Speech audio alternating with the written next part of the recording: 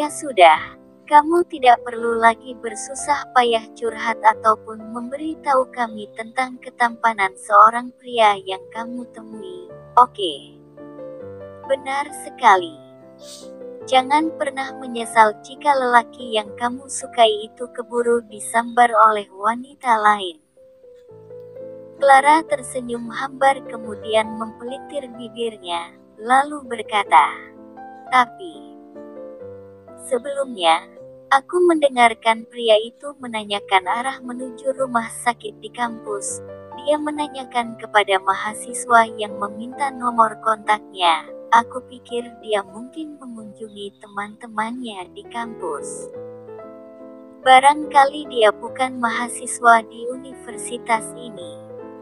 Saya melihat mereka mengobrol santai sejenak. Tak beberapa menit, tak sengaja aku dapati dia sedang duduk belajar di ruang Fakultas Keuangan. Dia terlihat sangat ambisius dan hormon adrenalinnya terlihat melonjak pada saat itu. Dia terlihat tidak begitu mempertimbangkan apa yang dia bicarakan saat itu. Clara, aku acung jempol kepadamu. Diam-diam telah memiliki keberanian menguping dan memperhatikan gerak-gerik lawan jenismu itu. Tawa Aurel pecah lagi, setelah mengeluarkan kalimat sentilan. Melly merenung sejenak, tiba-tiba mendesis, benar. Mengapa dia tidak tahu di mana posisi rumah sakit, jika dia memang sarjana ataupun mahasiswa di universitas? Barangkali dia belum pernah ke sana sebelumnya. Melly yang juga seorang sarjana di universitas berkata, "Hanya beberapa orang saja yang pergi ke rumah sakit. Kami biasanya pergi ke rumah sakit di kampus, jika ketika kami sedang sakit saja. Jika dia mahasiswa baru wajar saja jika dia tidak mengetahui jalan ke tempat itu. Tapi bukan ini inti permasalahannya. Aku sangat menyukai romansa antara seorang ibu ketua yang kaya raya dengan seorang sarjana laki-laki yang mempesona serta terlihat naif." Aurel tersenyum nakal, dan berkata dengan napas lega, "Saya sangat mendukung dan optimis akan hal ini, My Honey." Ibu ketua yang kaya raya. Belum lama ini, sebelum aku resmi mengambil alih tempat itu, aku hanya seorang mahasiswi yang baru saja lulus. Mengerti? Clara bergumam sedikit menantang. Kamu berkata seperti itu seolah-olah membuatku terlihat sangat tua. Begitu dia selesai mengomel, dua orang temannya tertawa histeris. Tawa mereka jelas menyenangkan dan bergema ke seluruh penjuru ruangan. Mereka menahan napas setelah terlalu banyak tertawa. Mereka bertiga saling mendentingkan ketiga gelas jusnya. Oh ya, ngomong-ngomong, pernahkah kamu mendengar tentang keluarga besar Tuan Aden Alvano yang fokus berbisnis di luar negeri? Sepertinya dia akan segera kembali. Clara memilih bungkam, menatap bingung setelah meminum jus di gelasnya. Keluarga besar Tuan Aden Alvano. Keluarga Aden yang mana? Melly menyadari dan akhirnya terkejut. Keluarga Tuan Aden Alvano yang hanya bisa ditantang oleh keluarga konglomerat Tuan Barak. Clara akhirnya merespon, keluarga Barak dan keluarga Alvano adalah para konglomerat raksasa, tidak hanya di kota J, tetapi juga di seluruh provinsi. Kedua bisnis keluarga tersebut tumbuh lebih besar secara bertahap dan bahkan meluas hingga ke luar negara. Dalam beberapa tahun terakhir, keluarga Alvano sengaja berfokus pada investasi luar negeri, sehingga cengkeraman mereka di pasar domestik sedikit lebih rendah dibandingkan keluarga barat.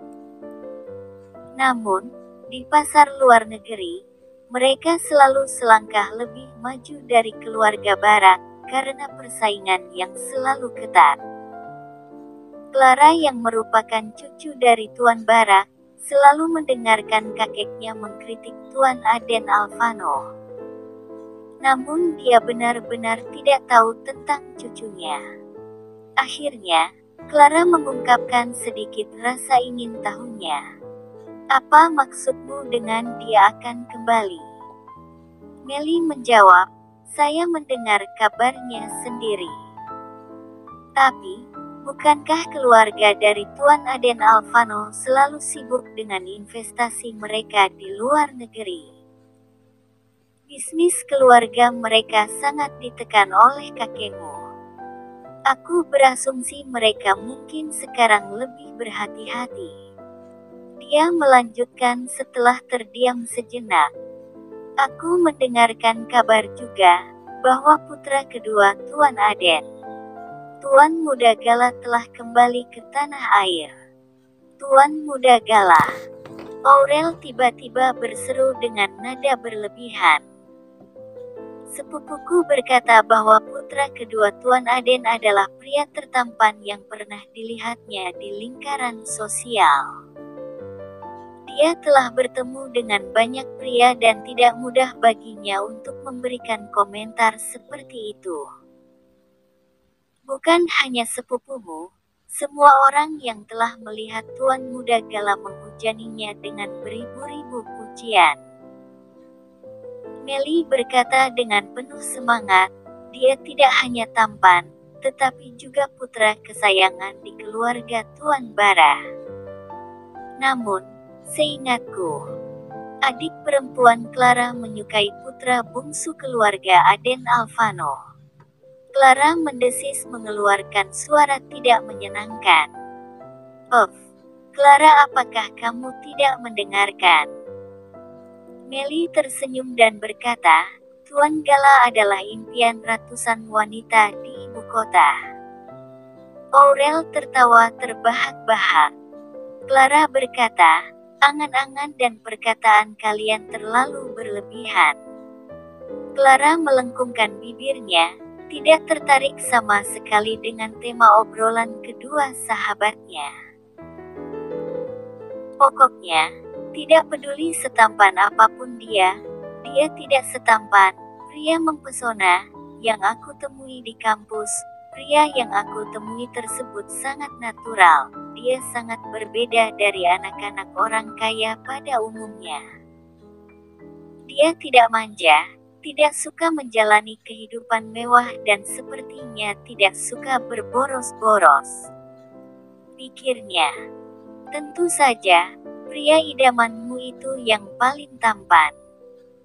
Jadi apakah kamu berencana untuk mengejarnya hingga ke ujung dunia? Aurel bercanda diiringi tawa garing, jangan bilang kamu juga akan membelinya.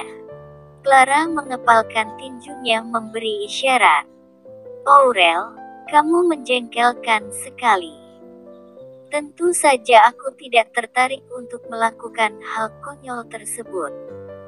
Aurel dan Melly bangkit dari duduknya, setelah menyantap hidangan di restoran tersebut.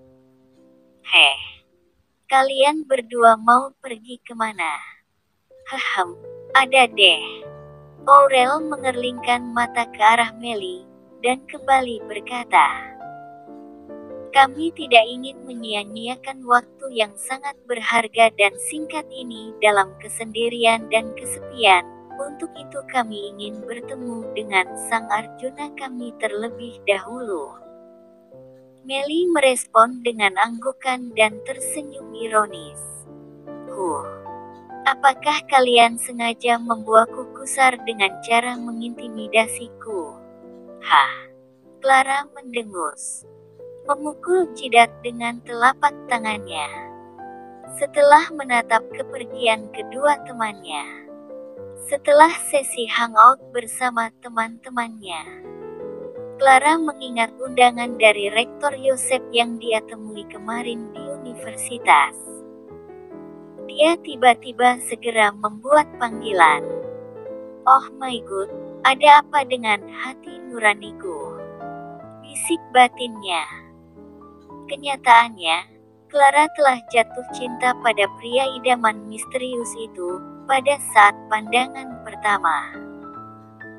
Tetapi, dia tidak pernah berpikir untuk mengendalikan ataupun membelinya, seperti yang dikatakan oleh para sahabatnya tersebut. Next episode.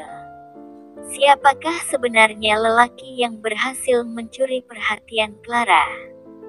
Siapakah pria yang ditakdirkan menjadi kekasih Clara?